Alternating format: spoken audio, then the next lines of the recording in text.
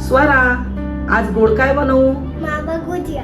एका पॅन मध्ये एक लहान चमचा साजूक तूप घेतले, ते ब्रशने पसरवून घेतले. पॅन हलकासा गरम झाला आहे. आता यात 2 मोठे चमचे बदामाचे काप, 2 मोठे चमचे काजूची पावडर, 2 मोठे चमचे पिस्त्याचे काप मिक्स करून घेतले.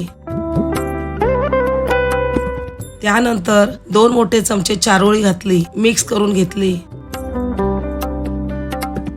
आणि अर्धा कप सुक्या खोबऱ्याचा किस घातला. हलकासा सुगंध येईपर्यंत हे भाजून घ्यायचे.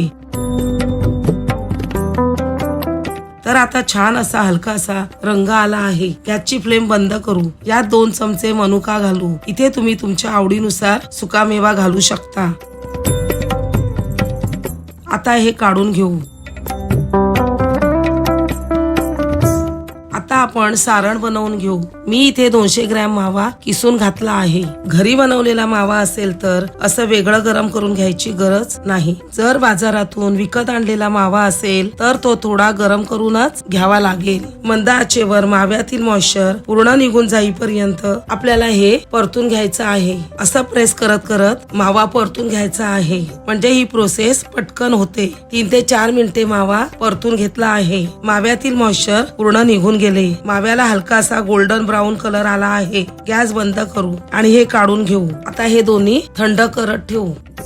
इथे सुकामेवा थंड झाला आहे, तो एका भांड्यात काढून घेऊ. यात 1/3 कप पिठी साखर घालू.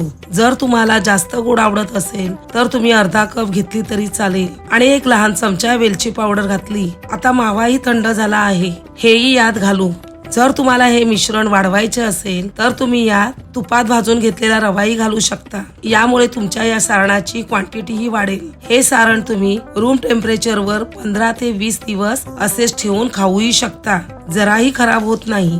यात 5 ते 6 केशरच्या काड्या घालून मिक्स करून घेऊ. सारण तयार आहे, बाजूला ठेवून देऊ आणि पीठ मळून घेऊ. परातीत 2 कप मैदा घेतला. मैदा मी चाळूनच घेतला. वजनाने 300 ग्रॅम इतका आहे. पिठामध्ये असा खड्डा करून घेतला. आता त्यात 1/3 कप म्हणजे 3 मोठे चमचे साजूक तूप घातले. यात अर्धा टीस्पून मीठ घालू. कोणत्याही गोडाच्या पदार्थात किंचित मीठ घातल्याने गोडाची चव बॅलन्स होते. आता हे मिक्स करून घेऊ. तूप गरम करून घेतलेले नाही, रूम टेम्परेचर वरच तूप आहे. आता आपण गुजिया खुसखुशीत बनवणार आहोत, तेव्हा तेल किंवा तूप यांचं मोहन जे घालतो ते रूम टेम्परेचर वरच असलं पाहिजे.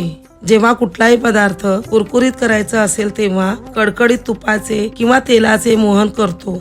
आता हे तूप आहे ते मैद्याबरोबर छान असं रब करून घ्यायचं. जोपर्यंत याचं टेक्स्चर रवाळ होत नाही तोपर्यंत हे असं रब करायचं. आता हे तूप छान असं चोळून झालं आहे. तुम्ही बघू शकाल याचा छान असा गोळा होतो. आता थोडं थोडं पाणी घालून घट्टसर असा गोळा करून घ्यायचा आणि असं घट्ट मळून घ्यायचे.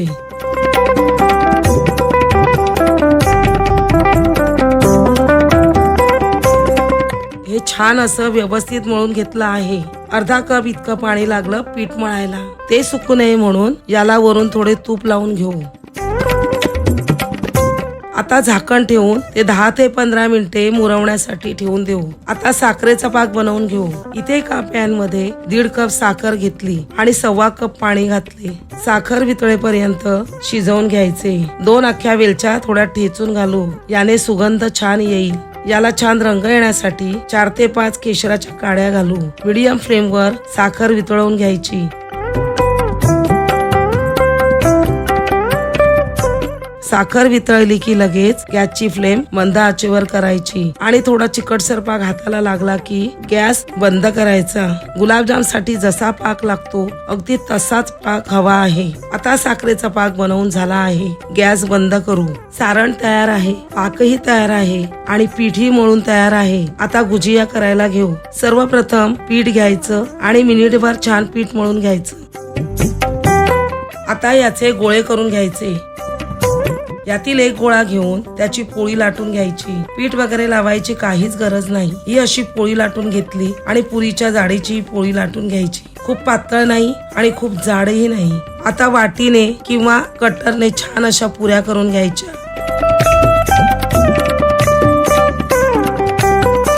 उरलेले पीठ आणि पुऱ्या झाकून ठेवायचे। आता यातली एक पुरी घेऊन त्यावर हलकाशा लाटण्याने एक हात फिरवून घ्यायचे, कारण त्याच्या कडा आहेत त्या जाडसरच राहतात। याला बाजूने पाणी लावून घ्यायचे, त्यात केलेले सारण घालून या प्रकारे दोन्ही बाजू एकत्र करून दाबून घ्यायच्या। कडा थोड्या प्रेस करून पसरवून घ्यायच्या आणि याला मुरड घालायची। मुरड घालताना पहिले एक कडा पिंच करून फोल्ड करायचे आणि पिंच करून बाहेर यायचं आणि फोल्ड करायचं, परत पिंच करून बाहेर यायचं आणि फोल्ड करायचं।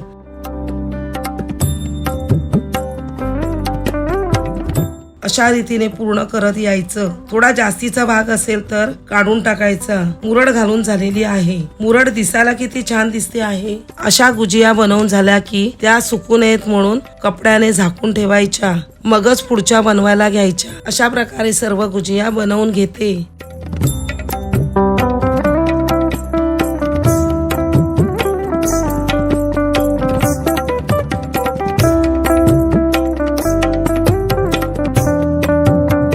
गुजिया बनवून तयार आहेत। खूप छान दिसत आहेत, सुंदर दिसत आहेत। आता तूप गरम करूया। अगदी मंद आचेवर तूप गरम करायचे। मंद आचेवर चांगल्या प्रकारे तूप गरम झाले की यात थोडासा पिठाचा गोळा घालू। जर तो हळूहळू वर आला तर परफेक्ट गरम झाले आहे। इथे लक्षात ठेवायचे, तूप मोठ्या आचेवर गरम करून घ्यायचे नाही, तर मंद आचेवरच गरम करून घ्यायचे। आता तुपात गुजिया घालू। गुजिया कढईत राहतील तेवढ्या एकाच वेळेस घाला। या मंद आचेवरच तळायच्या आहेत। मंद आचेवर पदार्थ तळल्यामुळे तो पदार्थ खरपूस खमंग तळला जातो। एक एक बाजू साधारण 4 ते 5 मिनिटे तळून घ्यायची। 4 ते 5 मिनिटे गुजिया तळली। आता गुजिया परतून घेऊ। आता खालच्या बाजूनेही 4 ते 5 मिनिटे तळून घ्यायच्या। वर खाली करत तळून घेऊ।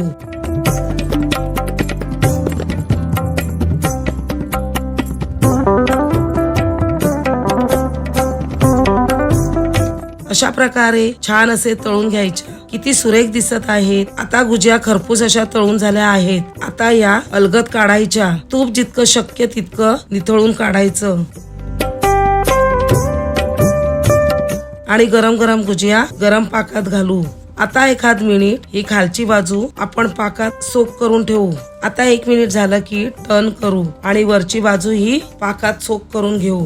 आता पाकात एखाद मिनिट ठेवून देऊया। तोपर्यंत आपण दुसरी बॅच तळून घेऊ। मंद आचेवर तळून घेऊ।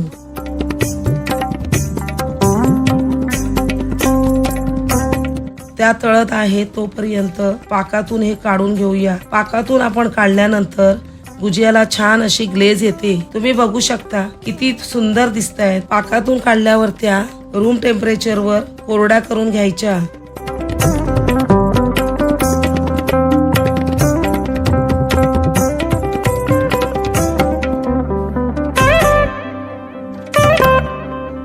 मस्त रसरशीत फ्लेकी तितक्याच खुसखुशीत गुजिया छान टिकतात। 4 ते 5 दिवस मस्त राहतात। पण इतके दिवस राहणारच नाही, कारण हा पदार्थ इतका टेम्पटिंग दिसतो।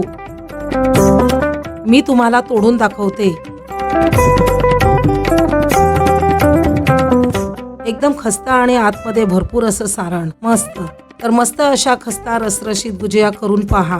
स्वराची फरमाईश पूर्ण केल्यामुळे स्वरा गुजिया बघूनच इतकी खुश होईल, कारण तिला खूपच मावा गुजिया आवडतात। व्हिडिओ जरा देखील आवडला असेल तर नक्की लाईक करा, शेअर करा, जरूर सबस्क्राईब करा। तर पुन्हा भेटूया अशाच एका नवीन रेसिपी सोबत। धन्यवाद। स्वरा, आज गोड काय बनवू?